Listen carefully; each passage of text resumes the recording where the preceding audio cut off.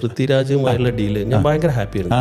അതിന്റെ കാരണം വളരെ ജെന്റിൽമാൻ ഡീലായിരുന്നു. നമ്മൾ സംസാരിക്കുമ്പോഴും ആ ഒരു ബാർഗെയിനിങ് എന്നുള്ളതിലും ഒരു മാന്യത ഉണ്ട്. അതേപോലെ തന്നെ സംസാരത്തിന്റെ ക്വാളിറ്റി, അവരുടെ ബാക്കിയുള്ള മോഡുകൾ, ഇതെല്ലാം. രണ്ടാമത്തെ വാഹനം ഞാൻ കൊടുത്ത സമയത്ത് എന്നോട് സുപ്രീം മാം പറഞ്ഞു, നിങ്ങൾ അവിടെ ഡെലിവറി കൊടുക്കാൻ പറഞ്ഞു. അവർ പുറത്തായിരുന്നു. അദ്ദേഹം അവിടെ ഉണ്ട്, വീട്ടിലുണ്ട്. അപ്പോൾ ഞാൻ ചെന്ന്, എന്നോട് ആരും അറിയരുത്, അപ്പോൾ ഞാൻ എൻ്റെ ടീമിനെ മറച്ചു വെച്ചിട്ടാണ് ഇത് ഡെലിവറി കൊടുക്കുന്നത്. അപ്പോൾ ഞാൻ ഫ്ലാറ്റ് ബെഡ് അവിടെ എത്തിച്ചു, വണ്ടി ബെഡിൽ അവരോട് വണ്ടി ഇറക്കിയിട്ട് ഞാൻ ആ വണ്ടി ഡെലിവറി എടുത്ത് അവരുടെ ഫ്ലാറ്റിൽ കൊണ്ടുപോയി. അപ്പോൾ അവിടെ ചെന്ന് ഞാൻ വിളിച്ചപ്പോൾ അവർ പറഞ്ഞു അദ്ദേഹം ഒരു മീറ്റിങ്ങിലോ എന്തിലാണ്, ഫോൺ കിട്ടുന്നില്ല, മുജീബ് കീ അവിടെ റിസപ്ഷനിൽ കൊടുത്തിട്ട് പോയിക്കോളൂ പറഞ്ഞു. അപ്പോൾ ഞാൻ ഓക്കെ, നമുക്കത് നോർമലാണ്, കൊടുത്തു പോവാം. അപ്പോൾ എന്നോട് പറഞ്ഞു കിട്ടാത്തത് കൊണ്ടാണ് കേട്ടോ, അല്ലെങ്കിൽ നിങ്ങളെ കണക്ട് കാണാമായിരുന്നു.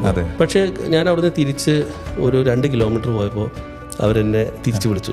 എവിടെ എത്തി? ഞാൻ പറഞ്ഞു ഒരു ജസ്റ്റ് ഇറങ്ങി എന്ന് പറഞ്ഞു. ഒന്ന് തിരിച്ചു ചെല്ലു, ആള് ഫോൺ എടുത്തിട്ടുണ്ട്. ഞാൻ തിരിച്ച് ചെല്ലുമ്പോൾ അദ്ദേഹം ആ വണ്ടി നോക്കിക്കൊണ്ടിരിക്കുക. അപ്പൊ ഞാൻ ചെന്ന് വണ്ടി നിർത്തുമ്പോൾ അദ്ദേഹം അതിൽ നിന്ന് ചാടി ഇറങ്ങി എന്നെ സ്വീകരിച്ച ഒരു രംഗം. അതെനിക്ക് ഭയങ്കര ഇംപ്രസ്ഡ് ആണ്. കാരണം അദ്ദേഹം ഞാൻ പറഞ്ഞ പേയ്മെന്റ് അദ്ദേഹം വാങ്ങി. പിന്നെ എന്നെ ഒരു കെയർ ചെയ്യേണ്ട ആവശ്യം അവിടെ ഇല്ല. പക്ഷെ ഞാൻ ഇറങ്ങി ചെല്ലുന്നതിന് മുമ്പ് അദ്ദേഹം വാഹനത്തിൽ നിന്ന് ഇറങ്ങി എന്നുള്ളതാണ്. എന്നിട്ട് എന്നോട് ഒരു താങ്ക് യു പറഞ്ഞു. അപ്പൊ ഇത്തരം ആ ഡീൽ അല്ലെങ്കിൽ എന്നെ കാണേണ്ട ആവശ്യമോ അല്ലെങ്കിൽ തിരിച്ചു വിളിക്കേണ്ട ആവശ്യമോ ഒന്നുമില്ല.